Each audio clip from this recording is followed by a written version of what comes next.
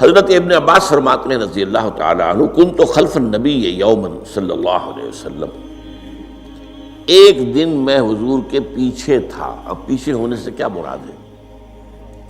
گمان غالب یہ ہے کہ سواری پر، جس کو ردیف بھی کہتے ہیں، واللہ عالم یہ بھی ہو سکتا ہے کہ چلتے ہوئے پیچھے پیچھے چل رہے ہیں ادب کے ساتھ۔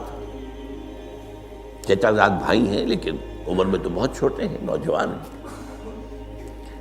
اس کیفیت میں حضور نے اب ان سے خطاب کیا، یا غلام، اے نوجوان، اے لڑکے کہا، اے لڑکے، اعلمک کلمات، میں تمہیں تلقین کرتا ہوں چند کلمات۔ اب یہ ہے حضور کا طریقہ تربیت و تعلیم و تزکیہ۔ وہاں کوئی مدرسے نہیں تھے، وہاں کوئی درس کی محفلیں تو نہیں ہوتی تھی، محفل تو ایک ہی ہوتی تھی ہفتے میں، اور وہ جمعے کا اجتماع ہے۔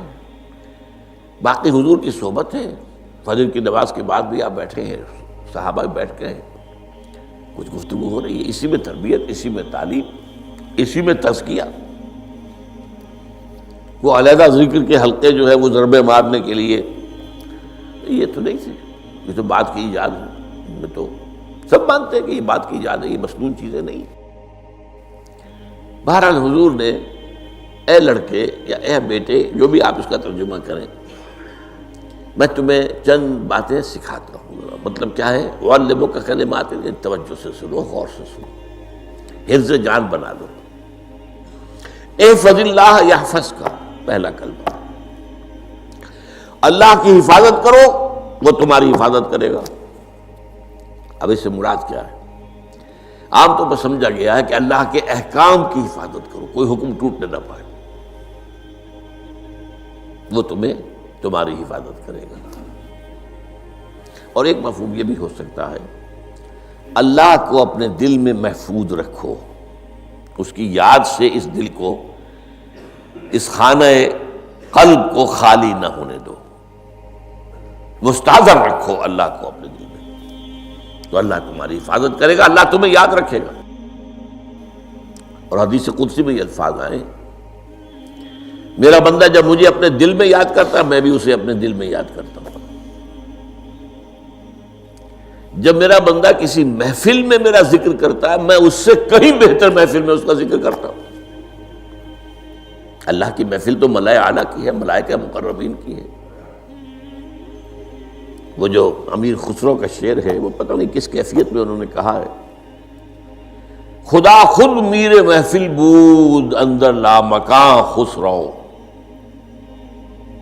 محمد شمع محفل بود شب جائے کہ من بودم۔ اے خسرو، رات میں جہاں تھا، وہ رات کوئی کیفیت تھی جو گزری ہے، وہ ایک لامکان کی محفل تھی۔ اب مکان نہیں ہے، لامکان ہے، مادی نہیں ہے وہ۔ اس کی محفل میں میر محفل اللہ تھا اور شمع محفل محمد تھے صلی اللہ علیہ وسلم۔ خدا خود میر محفل بود اندر لامکان خسرو، محمد شمع محفل بود شب جائے کہ من بودم۔ بہرحال اللہ کو تم اپنے دل میں مستحضر رکھو، اللہ تعالیٰ تمہیں بھی یاد رکھے گا۔ دوبارہ فرمایا، احفظ اللہ تجدہ امامک تجاہک، اللہ کو یاد رکھو تو اپنے سامنے موجود پاؤ گے، جب چاہو دعا کرو۔ وہ جو بات کہا ہے کہ دل میں ہے، جب چاہو مخاطب ہو جاؤ۔ دل کے آئینے میں ہے تصویر یار، جب ذرا گردن جھکائی دیکھ لی، کہیں دور تو نہیں، نحن اقرب الیہ من حبل الورید۔ تمہارے دل میں اللہ ہے تو کہاں جا رہے ہو اس کو ڈھونڈنے کے لیے؟ اپنے دل میں۔ وہ جو بے دل نے کہا ہے، ستم استگر ہوست کا شبد کہ بے سیر سر وہ سمندرا، تجھے غنچہ کم نہ دمیدہ در دل کشا بچمندرا۔ بڑے ستم کی بات ہے کہ تمہارا دل کہتا ہے چلو ذرا باغیچے میں چلو، پھولوں کی سیر کرو، یہ گلاب کا پھول ہے، یہ موتیا ہے، یہ سیر، ستم است، بڑے ستم کی بات ہے، کیوں یہ ستم، کیا ہو گیا اس میں؟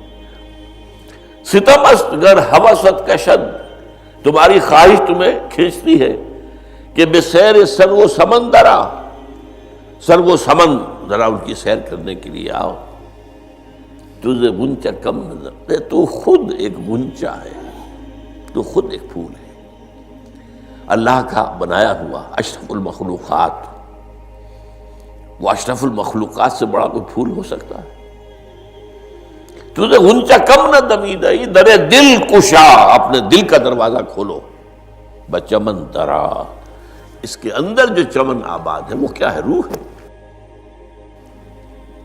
دل مسکن ہے قلب، قلب مسکن ہے روح کا۔ تو احفظ اللہ تجدہ امامک، یا تجاہک، اپنے سامنے موجود پاؤ۔ اذا سالتا فاسأل اللہ، اب آ گیا وہ مرکزی مضمون۔ دیکھو جب مانگو اللہ سے مانگو، غیر اللہ کے سامنے ہاتھ دراز کرو ہی مت۔ ایک حدیث میں آتا، یعنی حرام نہیں ہے، دنیاوی قواعد اصول قوانین کے تحت کسی سے مدد چاہنا، کوئی سوال کرنا حرام نہیں ہے۔ وہ تو میں نے کہا کہ اس پر اصرار آپ کریں گے تو اس میں بو پیدا ہو جائے گی، بدبو پیدا ہو جائے گی شرک کی، لیکن آپ سوال کریں، مدد لیں، اسی پر دنیا قائم ہے، ایک دوسرے کے ساتھ تعاون کے ساتھ۔ لیکن اونچا مقام کیا ہے؟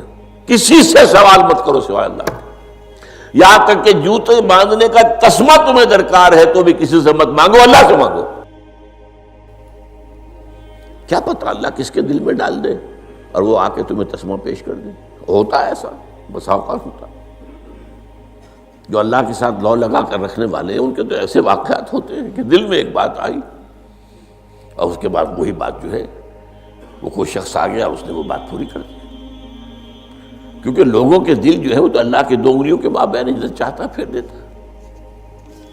کیا پتہ اللہ کسی فرشتے کو انسانی شکل میں بھیج دے، آتا ہے فرشتہ، آتا ہے انسانی شکل میں، آتا ہے آپ کی تکلیف کو رفع کر دے، آپ کی ضرورت کو پورا کر دے، اسی سے مانگو، کسی اور سے مانگو۔